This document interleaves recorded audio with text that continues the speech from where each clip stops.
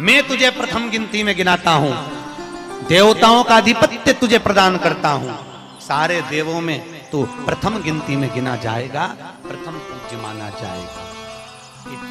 बस शंकर भगवान ने वर दिया। थोड़ी देर बाद कार्तिकेय महाराज कौन आए, जम के बोलो जरा। और कार्तिकेय जी आए और आकर बोले, पिताजी दंडवत करा, प्रणाम करा, साष्टांग करा, मैं परिक्रमा कर मैंने परिक्रमा। अब इधर तो देवता सब, सारे देवता मिलकर अक्षत छोड़ रहे गणेश जी के ऊपर, स्वस्ति वाचन हो रहा है, लोग प्रणाम कर रहे, नमन कर रहे, लोग आवाज लगा रहे, श्री गणेश जी महाराज की।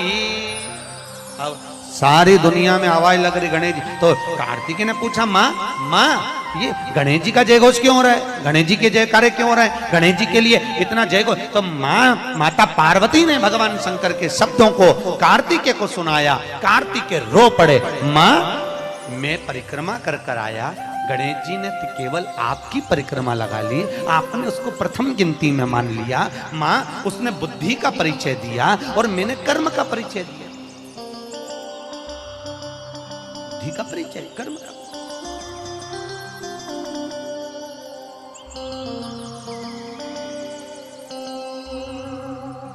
मैंने कर्म महाराज।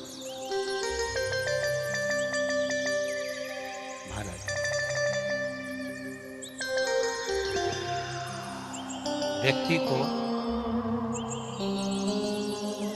उसके भाग्य का मिलता है कि कर्म का मिलता है? जल्दी बोलो। कर्म का। आपका क्या विचार है? ये लोग तो बहुत दूर बैठे हैं इसलिए इनसे पूछिए नहीं। व्यक्ति को उसके भाग्य का मिलता है कि कर्म का मिलता है? पुरुषों से भी पूछने का मन है मेरा भाऊ, बोलो तो सही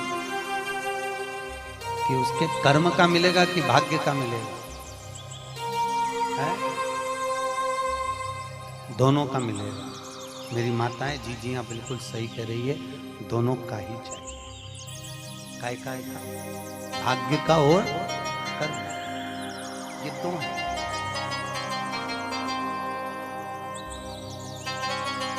बैंक में एक लॉकर होता है, उस लॉकर में लोग अपनी रकम रखते हैं। बोलो तो सही है गलत? रखते हैं कि नहीं रखते? अपनी चेन, अंगूठी, मोबाइल, पर्स सब लॉकर के अंदर रखते हैं। बैंक में लॉकर होता है, लॉकर में रखने के बाद में लॉकर की दो चाबी होती है। कितनी चाबी लॉकर की? दो। एक चाबी तुम्हारे पास, एक चाबी मैनेजर के पास।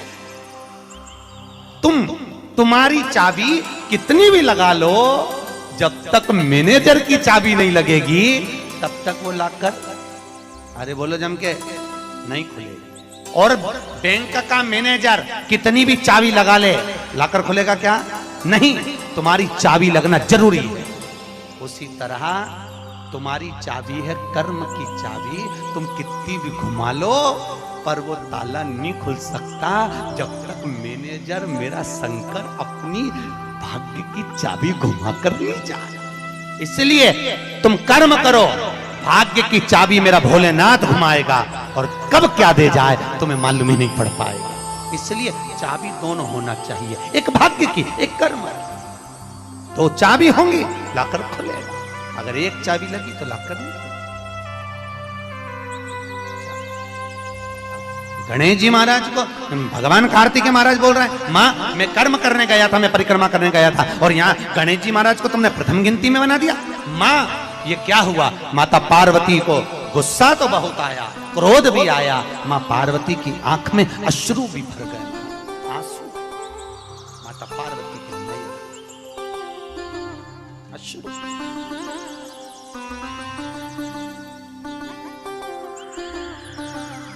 माँ खड़ी, माता पार्वती ने आज खड़े होकर भगवान भोलेनाथ जी से निवेदन करा, आपने अपनी जिंदगी की ये गलती कर दी। क्या गलती? शंकर भगवान पूछ रहे हैं कौन सी गलती? तुमने गणेश जी को प्रथम गिनती में बना दिया, कार्तिकेय भी तो गया था। अगर कुछ थोड़ा सा आशीर्वाद रखना था तो कार्तिकेय के लिए रखना था, पर तुमने केवल गणेश को प्रथम गिनती में बनाया है, ये तुम्हारी गलती है। तो गणेश जी ने परिक्रमा भी तो करी है। माता पार्वती खड़े होकर शंकर भगवान से बोली, भोलेनाथ मैंने अपनी जिंदगी में आपसे कभी कुछ नहीं मांगा, पर आज तुम्हारी यह पार्वती तुमसे एक वर चाहती है।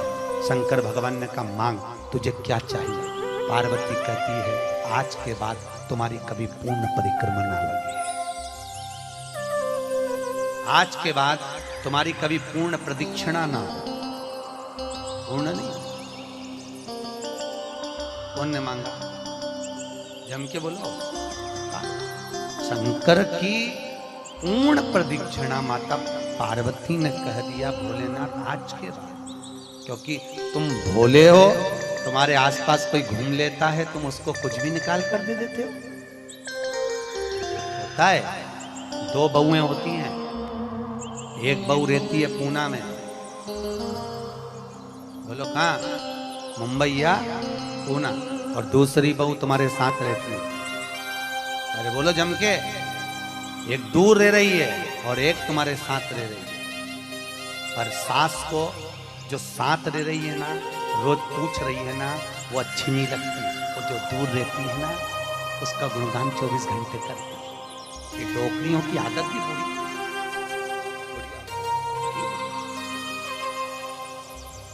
जो पास रह रही है वो अच्छी नहीं लग रही, जो दूर रह रही ना, वो दिवाली पे आती है, बस दिवाली पे 30 त्योहार पर आती, और दिवाली पे आते और आके कल्लू वल्लू लेके मम्मी जी मम्मी जी मम्मी जी करके आई आई करके बस 2-4 बार इधर उधर घूमेगी और सास इतनी खुश हो जाएगी, तुरंत अंगूठी निकाल।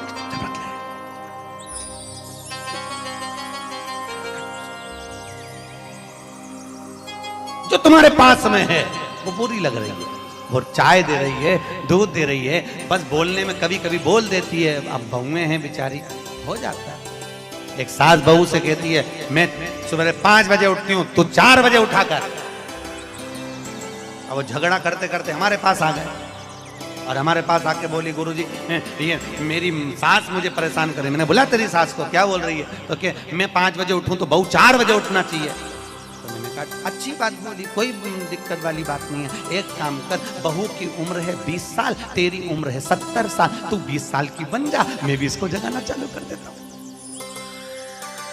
जब तुम, वो कहते हैं ना, सास भी कभी बहू थी। जब तुम बहू थे, तुम भी खूब चक सोते थे, और तुम्हारी सास पहले उठती थी। बुढ़ापे में नींद नहीं आती जीजी, आती क्या? अरे बोलो तो, आती बुढ़ापे में नहीं। मनुष्य की उम्र, गधा की उम्र, कुत्ता की उम्र और उल्लू की उम्र बराबर थी। किस किस की? जम के बोलो। मनुष्य, गधा, कुत्ता, उल्लू, सबको पहचानती हो? ठीक है, सबकी उम्र बराबर है, 40-40 साल। मनुष्य पहले 40 साल का था, गधा 40 साल का था, कुत्ता 40 साल का था, उल्लू 40 साल का था। सबकी उम्र लेवल में बिल्कुल बराबर थी। भगवान क्या देर अंधेर कुछ ये ऊंचा नीचा लेवल अपने यहाँ चले, भगवान क्या नहीं चले। भगवान ने सबकी उम्र 40-40 साल रखी, सबकी उम्र 40। एक दिन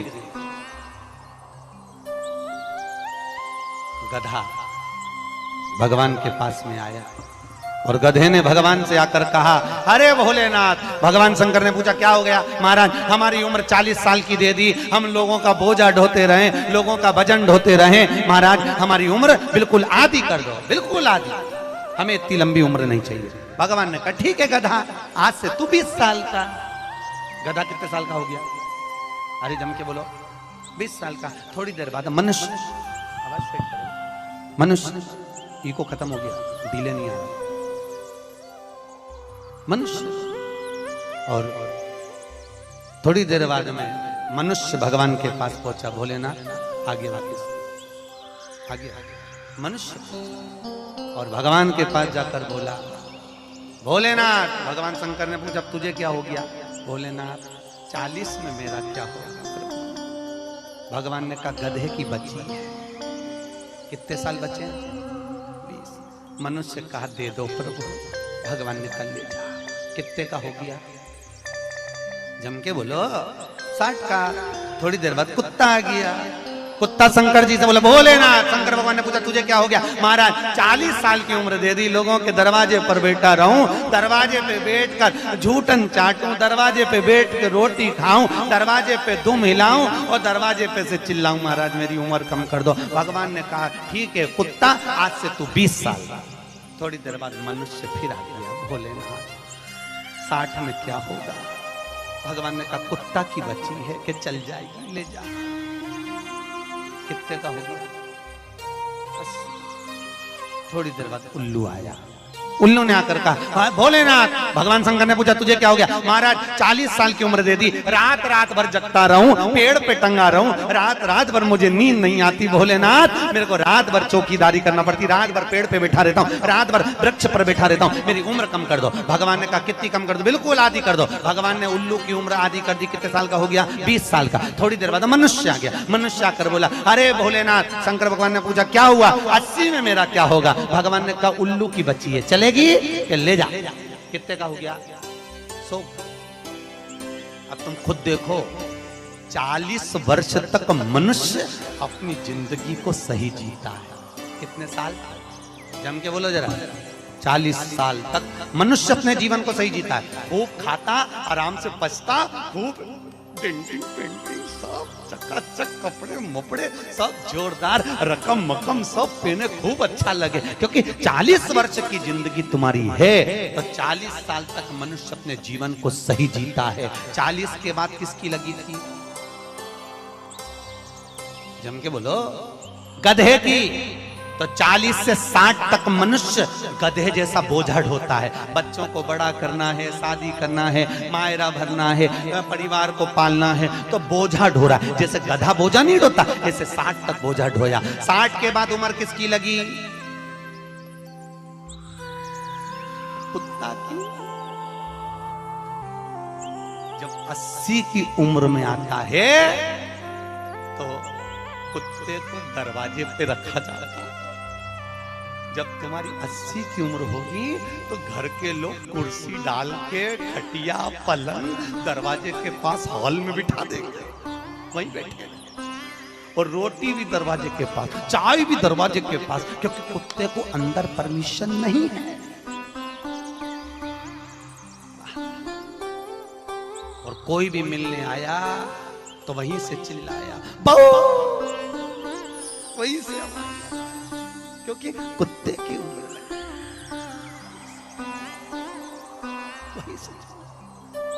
अब कुत्ते के बाद में 80 के बाद 80 से 100 उल्लू की। डॉक्टर साहब क्या गए? डॉक्टर साहब मुझे रात में नींद नहीं आती। डॉक्टर साहब ने टेबलेट दे दी, नींद की गोली दे दी, डॉक्टर साहब ने इंजेक्शन लगा दिया। कितने भी अच्छे अच्छे डॉक्टर को दिखा लेना, पर 80 से 100 साल की जब उम्र होगी, डॉक्टर को क्या मालूम कि किसकी लग गई। शिव महापुराण कहती है 80 से 100 में कितनी भी दवाई खाओ, कितने भी इंजेक्शन लगवाओ, पर रात्रि को नींद नहीं आएगी। गोली खा भी लोगे तो रात के 1:30-2 बजे तक चकाचक सोएगी, 2 बजे के बाद उल्लू जैसी बैठी रहेगी।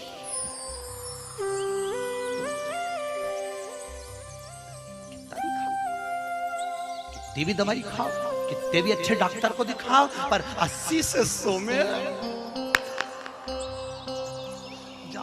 आधी रात को जाके बहू के मम्मी सो नहीं रही, आई सोई नहीं, आई के मारे नींद ही नहीं आई। अब इसके कौन समझाए? उल्लू की लगी, कौन समझाए?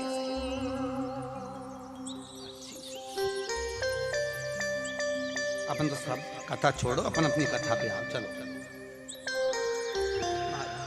तो जो बहुत दूर रहती है ना वो अच्छी लगती है, जो पास में रह रही है दूर के ढोल सुहा श्रेष्ठ नहीं। भागवत ज्ञान गंगा यज्ञ समिति वालों, गाय श्रेणी की कथा 10-15 मिनट ज्यादा हो जाए तो कोई दिक्कत तो ना है? हाँ, क्या विचार है तुम्हारा? नहीं, अगर खाना हो तो मैं तुम अच्छा तुम कैसे कर दी, मारे कहीं मिर्ची का ठेसा तैयार अपने कहीं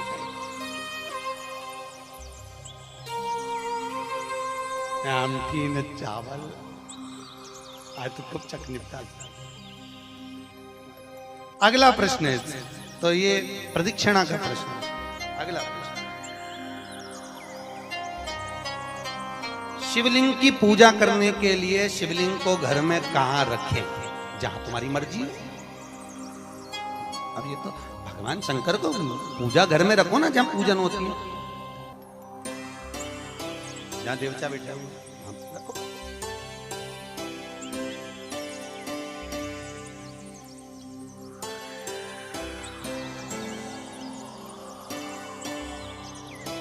पीपल के पेड़ को सोमवती अमावस्या के दिन 108 फेरी क्यों लगाई जाती है? बहुत बढ़िया। हमने तो नहीं की लगाओ, अब तुम्हारा मन है 108 लगाने का। याद रखना, पीपल के वृक्ष की परिक्रमा करने से वैभव बढ़ता है, आंवले के वृक्ष की परिक्रमा करने से लक्ष्मी बढ़ती है। याद रखिए, तुलसी की परिक्रमा करने से सौभाग्य बढ़ता है। अब 108 मन का लगाओ, चाहे 208 लगाओ, 216 लगाओ, ये आपके ऊपर। यहाँ आपका भाव होना चाहिए कि हम भगवान को कैसे रिझाएं, कैसे रिझाएं, ये आपका भाव है। उसका फल क्या है? तो उसका फल वैभव प्राप्त का है, धन प्राप्त का है, यश प्राप्त का है। आप जितनी